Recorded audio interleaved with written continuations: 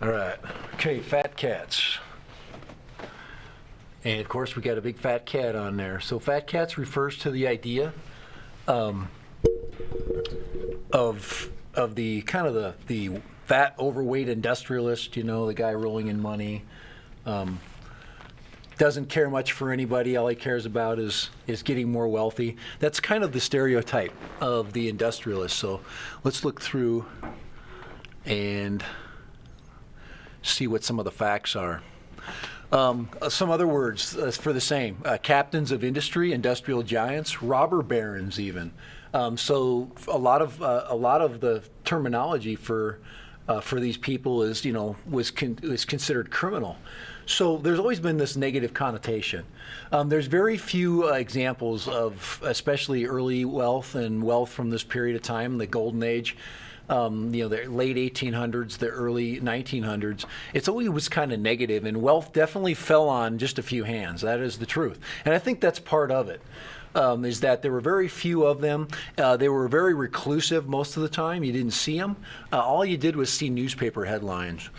There's some really cool kind of factoids that come out of here. It says by 1890, there were 4,000 millionaires, and that was the level that most people gauged as if you were completely super wealthy. Okay, today it's the billionaire range, but then it was millionaires, and by 1890 there were 4,000. That just goes to show you how wealthy Americans were getting.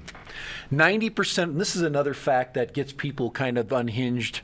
90% of the wealth is controlled by 10% of the population, and that scares people. They believe that there's going to be this kind of like this hierarchy of industrial of people, and they're going to run the show. They're going to become so powerful that the government won't even be able to control them. And there actually was fear by the government itself, and because the government mostly just fostered the growth of these people. They just helped them out. 20 million Americans were living in poverty, and there was a very small, what they consider to be middle class. Middle class would be people that had more money than they needed. They would be able to have free time. They would work really hard. It would be a little bit different than if you look into poverty. Most people are working all the time, just barely making ends meet. Okay, so that's the difference in the middle class and poverty, at least the way we look at it in America today. Cornelius Vanderbilt being the first, starting out into shipping and moving to railroads. Okay, and there's actually an old photograph of him showing you what he looked like in his presidential-like photograph. You were very wealthy if you got photographs, period, because they were not cheap. They were kind of things that only wealthy people did, or people with middle income means. He started in shipping, buying his first ferry boat. These are all facts that the video talks about at 16. Moved to ocean steamships, and then looked at railroads as being the future. Basically, a railroad, isn't it a steamship, basically on the land? And through railroads and through government contracts and through the American Civil War, he becomes very influential and wealthy. He would expand the railroad systems, and of course the railroads and the telegraphs are actually given a lot of credit as to why the North would beat the South. There's just a couple of examples, okay? Besides heavy industry, they were able to move things around, including troops, okay? And that was because of the expansion of the railroads. And once the war ended, railroad expansion would continue from the east all the way to the west. Let's see. He builds the Grand Central Depot. We'll show some pictures of that in just a second, called Grand Central Station today. And he makes a deal with John Rockefeller because of this new need in America for oil. Okay, and we'll look at that. That'll be the next segment on Wednesday we'll watch. And if he would have been alive today, he would be. This gives him 143 billion. These numbers tend to change quite a bit. I've heard as low as 50 billion and upwards of 150 billion. But that's Grand Central Station. Okay. What does it say up there on the sign? Grand Central, and I can't see what that says up on the top of the sign there. But that's the name. But it's a very ornate. They call that Victorian. If you look at all the fancy architecture on it, it's 3 stories. I am guessing there's definitely a steel skeleton in this building to make it so big. A lot of buildings in New York were starting to use steel in its structure. Okay, and New York is not an easy place to build stuff. I believe New York is sandy soil, so you have to dig pretty deep to put the footings in. If you've ever seen pictures of the memorial for the Twin Towers in New York, that's actually on one of the foundations, I think one of the reflecting pools in the water features that were made to kind of as a memorial.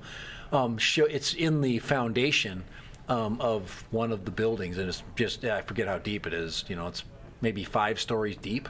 Okay, it's huge. This one had the same thing. And of course, it boasted these big spaces. Okay, so just like an airplane terminal. This is an example of an estate that the Vanderbilt wealth would have built right here. This is the Biltmores. The Biltmores are basically the Vanderbilt family. Just another name that goes along with the family. But look at that house. I mean, right here is the guest house over here. Look at that sucker. I mean, the guest house is bigger than a lot of probably bigger than Bill Gates' house today. But people don't build like that very often anymore. There's that really cool house out in Washington Fields that's pretty neat. I call it the Cinderella house, or the Sleeping Beauty house. I don't know. It's really kind of sticks out. But that's, this was kind of the American wealth that existed. Let's see, you got 1, 2, 3, 4 stories, and then probably a basement below that, so a 5-story building. Very, very pretty. The next on our list will be John Rockefeller. Like I said, this will help you a little bit with your writing assignment. Rockefeller built the company called Standard Oil, and he used that name because he believed that, first of all, it's a great marketing tool. That one of the problems with the oil industry at the time was that oil came in many different, even refined oil came in many different quality levels. And he standardized the quality level, meaning that when you buy it, you knew you were getting an exact number or amount of petroleum value. So, it's kind of like when you go to the gas pump and it says 85 octane. That's exactly what he did with Standard Oil. He invented that idea, is that you standardize it so somebody can count on its quality. And one of the big problems with oil was flashpoint. I mean, some oil was refined better than others, and if you don't refine the oil as well, you can get more of a gasoline, and you don't want to put gasoline in a lamp. Okay, it doesn't make for it makes for a very dangerous explosive mixture.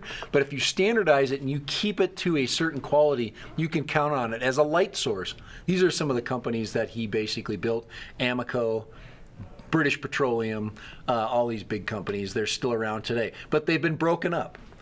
Standard Oil doesn't exist as one company anymore because the federal government said, hey, you're getting too big, you're too powerful. We're forcing you to break your companies into smaller bits. Okay. So 1870, Standard Oil was created, and by 1880, 10 years, he monopolized the environment. He had 90% of all oil production was his. And guys, 90% of anything in this country is a lot. Okay, when you have that many customers, and by the time you get to the turn of the century, America is approaching 100 million people. That's a pretty impressive feat. Okay, and how he did it was he drove out competition. He just bought them out, and that's what companies do today. If you're an upstart and you got a great app idea and you're building a clientele, don't be surprised if you get a phone call or a letter or a personal visit by Apple or any of the other big Facebook, any of the other Google, to try to basically eliminate you as competition. So what they'll do is they'll purchase your product, they'll either keep it, and they will manipulate it and run it just like you did. Sometimes they just close it down. They just destroy it.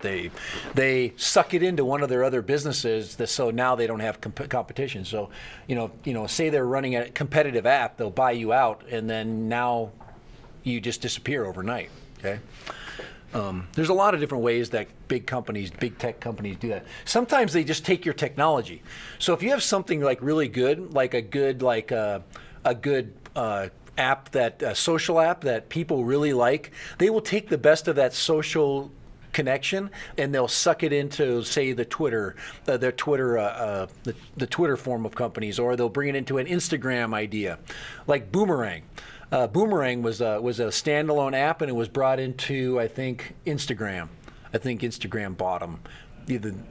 And what they did, I think Twitter or Instagram, and they took that idea, and now you can take Boomerang videos, and they proprietarized it for just one app. So I don't know what happened to Vine. I don't know. I think Vine, they're short videos. I think Vine was kind of pulled in by the Snapchat idea, which, just a different size video, just different. So anyway, that's the idea: is to eliminate your competition. His favorite way to do it was to drive you out by lowering prices.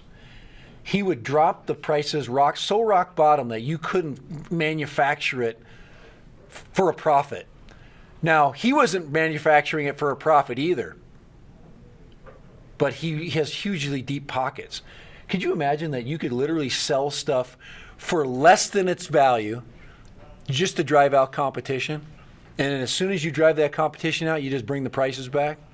That's what he could do all the time. You can't survive in an environment like that, but he can. He just amassed massive amounts of cash.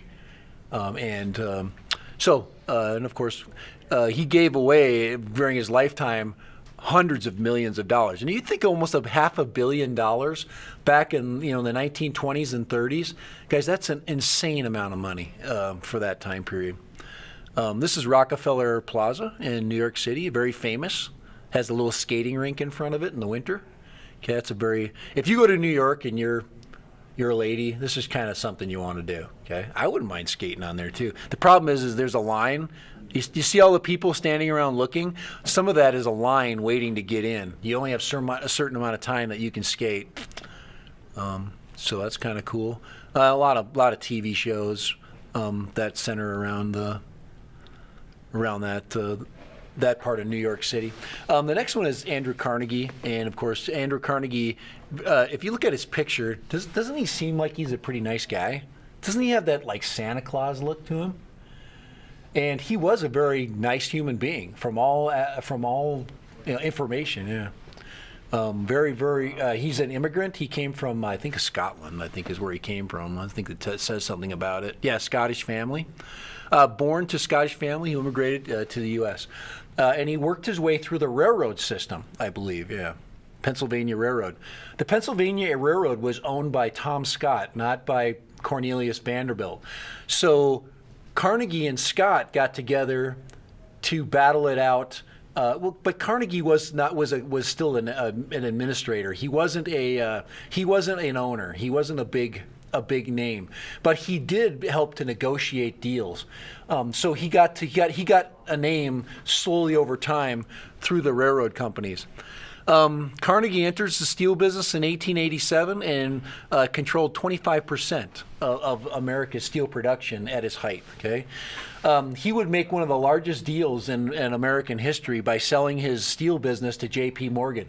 J.P. Morgan basically comes to him and says, "Hey, I hear you're thinking about selling your steel business," because Andrew Carnegie's in his 80s now. He's an old man, and they meet at a dinner party and J.P. Morgan literally slides him a piece of paper. He says, if you're interested in selling your steel business, this is what I'm willing to pay. And he gives him a number. It's like $500 million, okay, something like that. And Carnegie looks at it and ponders it, and that's a lot of dough, guys. He's like, all right, and they do the deal. J.P. Morgan was quoted saying, "I would have paid double that for his business." Wouldn't that suck to hear that? You say yes to the first number or the second number, whatever it was, and then he says, "I would have paid way more." Just to have the control of the business. So in 1901, this big deal goes down. But Carnegie Steel made all kinds of stuff, and everything in America was based on steel production. Other people, James J. Hill built the Great Northern Railroad. J.J. Hill is Canadian, and he would basically settle in my hometown of St. Paul. But he was also an empire builder. Didn't use land grants. He did not take any money from the government. That's kind of his claim to fame. He did it all with his own funds, his own banks. But he built a railroad from Duluth, Minnesota to Puget Sound, Washington, which would be the Great Northern. And his house looks like this. I've actually been in there. As a kid growing up in Minnesota, this is just one of those trips. They bring you the bus, and load you up, and they take you here because it's a really cool place. This part of the house right here is an indoor. It's an indoor conservatory, and so you see the glass on the top. It's full of like tropical plants and trees and monkeys and birds and stuff like that. So he basically had his own little sanctuary. You see that right there? That is a fireplace on either side. So it was heated, and it had a system to humidify it. So it was like the tropical jungle. It was kind of cool. Really big house. They had an elevator. It had electricity. It had indoor plumbing. The first in Minnesota. You don't have money. You can't have those kinds of things. It was electrified. But it sits on a place called Summit Avenue, right on the top. The governor's mansion's in the same area. As kids, we used to drive by there. This is the St. Paul Cathedral. This is the big Catholic cathedral at the top of in the same area in 7th Avenue, and that's the J.J. Hill House. The St. Paul Capitol building is in the same area too. Kind of cool growing up there. There's J.P. Morgan. So J.P. Morgan, doesn't he kind of reminds me of a carnival barker, Hey, come on in, I'm telling you the elephants and the woman with a beard, that kind of stuff. That's what I think of when I think of J.P. But J.P. Morgan Chase Bank is his baby. So yeah, if you got an account at Chase Bank, you're basically banking in something he built, 150 years ago. Giant of finance, okay? He began as an accountant, later became a banker, and then, of course, started to organize companies. So, of course, people with ideas would come to him, and they would give him money. They would borrow money, and that money would, you understand that very wealthy people, some of them kept part of what they earned in banks because banks would then reuse that money as far as loans, right? He would also give out massive loans to companies that are expanding, like GE and AT&T. GE basically made went from consumer goods to electrical everything. They made, anything that had wires in it and that used electrical current, they pretty much made. GE got into the rocket engine business and the commercial airline engine and building airplane parts, all kinds of things. AT&T, of course, was the beginning of the phone system. Okay. He would buy Carnegie Steel, of course, in 1901, and he renamed it. That's the name that he gave it, U.S. Steel. I'm trying to think if U.S. Steel is still around. U.S. Steel had trouble in the 1980s and 90s. It might have been resurrected. How do they become rich? Well, capitalism, if left without a lot of chains basically holding it down, can pretty much grow unlimitedly. But of course, with a caveat, if you don't limit growth, or if you don't not really limit growth, if you don't put some kind of regulation over a small amount of what the businesses do, they pretty much do what they want. And there's a lot of downside to that. There's upside to allowing businesses to work freely, but there's downsides to just letting any business do anything, because not everybody will work within an ethical code. Okay, so you got to assume that not everybody cares about the environment. Nobody, land use issues in cities. Do you want a giant smokestack, in every part of your town? That kind of thing. So they started to regulate the locations of businesses and things like that. But the hands-off, laissez-faire, free enterprise system, and with the non-existence of income taxes, it made it very easy. In 1913, the first income tax system would be placed upon citizens and companies, and that would, of course, would change the relationship a little bit between business and government, but income taxes were necessary because the company or the country was getting large, and it required a lot of money to operate and run. For example, if you're a big business, don't you want your country protected? So you need a military, that kind of stuff. Okay, all right. Labor abuses, of course, were permitted. There were no safety codes, no minimum wages. Unions were rare, and most of the time they were illegal. They were taken down by the companies. The federal government looked at labor unions as being bad, because it was an organized effort by workers to basically tell industry, which is basically growing the country, what to do. And of course, they looked at that as being unhealthy. So the view of between business and labor is slowly evolving. Monopolies formed to get rid of competition. Price control started to come. These are all negatives. And this is the integration tactics. You can vertically integrate or horizontally integrate, and I talked about that. So it's that vertical integration, buying up resources, transportation system. Remember, that was like going up where a steel manufacturer might buy a railroad so he can transport his stuff better or cheaper, control the cost. Horizontal integration is basically merging companies together. So you would buy more steel companies, and you would just keep making your company bigger and bigger and bigger, okay? Bribery, corruption, rebates, political bribery created a millionaires club, or later a billionaires club, which was very difficult to get in. If you were a company, an upstart, and you wanted to get into this kind of this American club that was growing in wealth and power, it was very difficult. You had to be able to get your way, or sneak your way in. Farming technology, these are other industries that were growing, like McCormick and John Deere were growing at that time. The steel plow, the mechanical reaper, increased harvests for farmers. Okay, one farmhand could harvest 135 acres in a single day. Okay, an example in 1880. So farm hands were less needed as farm equipment got better. Okay. Edison with the light bulb, the stock ticker allowed basically businesses to be able to see their investments grow. The light bulb let them work day and night. The telephone system made us better as far as communication. The typewriter made our business correspondence that much better. Expansion of banks, the creation of corporations reduced the risk and allowed more capital to get together. The longevity of companies became greater. I mean, companies that were coming and going, by the time you got into the 1900s, companies were starting to set their foundations that they were going to last for a long time. There's an example of a mechanical reaper. It's just a device to cut down wheat, horse-drawn, and it's a combination of basically horsepower and mechanical power. There would be a blade that would be moved by the wheels that this thing basically was pulling.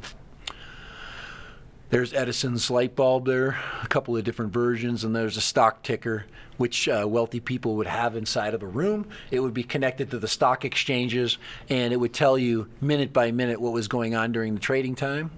There's the first typewriter right there. Looks like an Apple computer, isn't it? Looks like the first Macintosh. If you put a screen in there, all right. But look at all those wires that basically, and to push those keys, it took an effort. So those ladies probably got hands of steel by the time they got done with typing. But it allowed for very clear, concise communications. Okay. Social Darwinism, we talked a little bit about that. The rich were meant to be rich, and if you were not good enough, your company would basically just destroy itself through just a hunt and kill. Life is a struggle. The poor are just weak and lazy. Okay, you got that idea. Government grants, of course, this is mostly with railroads. Tariffs were protected business. Land grants made it possible to build things like railroads. The building of the Gospel of Wealth by Andrew Carnegie. This essay written to him by what is your responsibility as a wealthy contributor to America? He asked himself that question right when he sold his business to J.P. Morgan. The rich have an obligation to improve society with their fortunes, okay? This idea we call philanthropy. Improving society with the wealth you've generated, okay? You just don't die, in a hole, and they just, they don't, pour you in, put you in a gold-plated casket, okay, that kind of thing. Carnegie, through his lifetime, built libraries, and he built music halls. Rockefeller donated them over $500 million.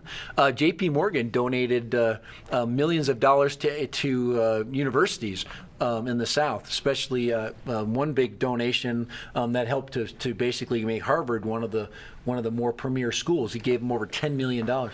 If you can understand what $10 million would do to a college, especially in the early 1900s. I mean, literally, they can build every building. They can employ professors, the best around, and of course, Harvard became what we think of Harvard as today. Like, if you say you have a Harvard education, it's like, the lowest you can make, for a job anywhere would be maybe $250,000 if you had a Harvard degree. By the time you're probably at the height of your educational prowess, you probably are earning over $500,000 to maybe $1 million a year, based upon that income. I don't know of any. It'd be interesting to have a profile of all the impoverished Harvard graduates. I doubt it'd be hard. I don't know if you could find one, unless they did it on purpose. Okay, they just threw their money away. That's it, guys. So that's our Fat Cats presentation. Looking at the wealth today, does it still operate in the same environment, or is it different? Okay, pick a wealthy entrepreneur. Look at maybe their counterpart. Okay, if you want to look at modern industry today. If you want to look at the steel industry today, is there any one company or one person that dominates it? I would say probably no, but I would say yes when it comes to technology. Look at the tech industry. The tech industry is the modern day version of the industrial age. Okay, so, all right. Okay, any questions? I'm going to go ahead and shut down my recording here.